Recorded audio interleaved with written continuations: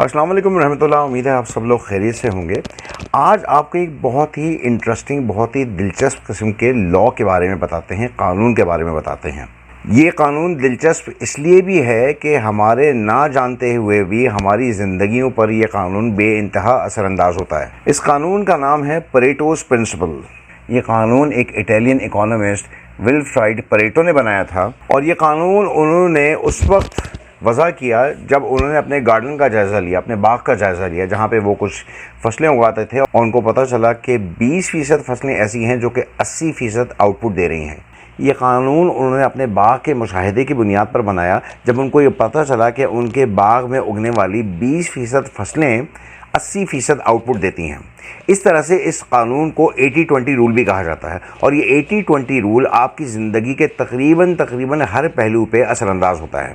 جیسے اس کی ایک بہت موٹی اگزامپل یہ ہے، اس کی بہت موٹی مثال یہ ہے کہ آپ اپنے الماری کے اندر رکھے ہوئے 80% کپڑے پہنتے ہی نہیں ہیں. آپ صرف 20% کپڑے ہی پہنتے ہیں، جبکہ 80% کپڑے آپ کی الماریوں میں ٹنگے کے ٹنگے رہ جاتے ہیں. اسی طرح اگر آپ جوتوں کی کلیکشن کی بات کریں تو آپ صرف 20% جوتے ہی استعمال کر پاتے ہیں، جبکہ 80% جوتے پڑے پڑے یا تو خراب ہو جاتے ہیں یا پھر آپ ان کو کسی نہ کسی کو گفٹ کر دیتے ہیں. کتابوں کی بات کریں تو آپ کو اندازہ ہوگا کہ دنیا میں جب آپ کوئی کتاب پڑھنے بیٹھتے ہیں تو اس میں 80% معلومات صرف 20% صفحوں پر ہی موجود ہوتی ہے، جبکہ 80% صفحوں پر صرف 20% معلومات ہوتی ہے. اگر آپ کاروباری دنیا پر نظر ڈالیں تو آپ کو اندازہ ہوگا کہ آپ کے آفس میں کام کرنے والے 20% لوگ ہی 80% منافع کماتے ہیں، 80% ریونیو جنریٹ کرتے ہیں، جبکہ باقی 80% لوگ صرف سپورٹنگ سٹاف ہوتے ہیں اور وہ صرف 20% آؤٹ پٹ دے رہے ہوتے ہیں. اسی طرح اگر آپ اپنے ایگزامینیشن پروسیس پر نظر ڈالیں تو آپ کو اندازہ ہوگا کہ 3 گھنٹے کے ایگزام میں صرف 20% کورس ہی کور ہو پاتا ہے، بلکہ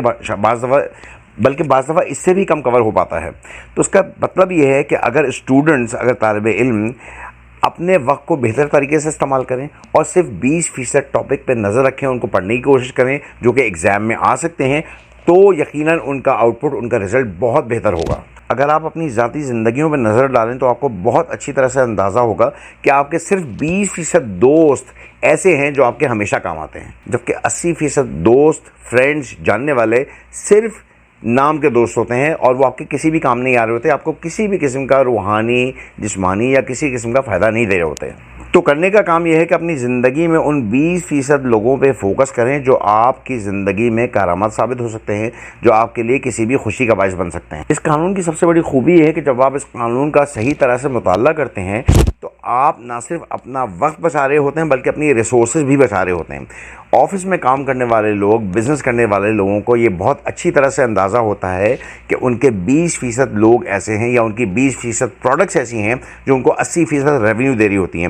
تو اگر وہ اپنی 20% پروڈکٹس کو آئیڈینٹیفائی کر لیں، ان کی شناخت کر لیں اور ان پہ فوکس کر کے ان کو بڑھانے کی کوشش کریں، تو یقیناً ان کا جو آؤٹ پٹ ہے، ان کا جو پروڈکٹیوٹی ہے، ان کا جو ریونیو ہے، وہ 10 گنا سے بھی زیادہ بڑھ سکتا ہے. ہمارے ساتھ مسئلہ یہ ہے کہ ہم اپنے وقت اور ریسورسز کو ایسے کاموں میں انوالو کر دیتے ہیں، ایسے کاموں میں لگا دیتے ہیں جن کا ہمیں کوئی بھی فائدہ نہیں ہوتا اور جن کا آؤٹ پٹ، جن کا نتیجہ بہت ہی خراب ہوتا ہے. تو کرنے کا کام یہ ہے کہ اگر ہم اپنے وقت کو، اپنی ریسورسز کو بہترین طریقے سے یوٹیلائز کرنا چاہتے ہیں، استعمال کرنا چاہتے ہیں، تو ہمارا فوکس صرف ان 20% چیزوں پہ ہونا چاہیے جو ہمارے لیے 80% آؤٹ پٹ لانے کا باعث بن سکتی ہیں، چاہے وہ لوگ ہوں، چاہے وہ ریسورسز ہوں، یا چاہے وہ کوئی پروڈکٹ ہو، یا چاہے کوئی بھی اور چیز ہو. ہمیں صرف اور صرف 20% پہ فوکس کرنا چاہیے جو کہ ہمارے لیے 80% آؤٹ پٹ لانے کا باعث بن سکتی ہیں. جب ہم یہ کرنے کے قابل ہو جائیں گے تو نہ صرف اپنا وقت بچا رہے ہوں گے، اپنی ریسورسز بچا رہے ہوں گے، بلکہ اپنے پیسے بھی بچا رہے ہوں گے، جن کو ہم بہتر طریقے سے کہیں اور کسی دوسرے پروڈکٹیو کام کے اندر یوز کرنے کے قابل ہو سکیں گے.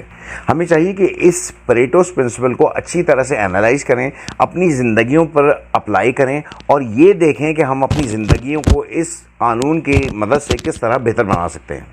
آپ کا بہت بہت شکریہ. انشاءاللہ اگلی ولاگ میں دوبارہ ملاقات ہوگی. السلام علیکم ورحمۃ اللہ وبرکاتہ.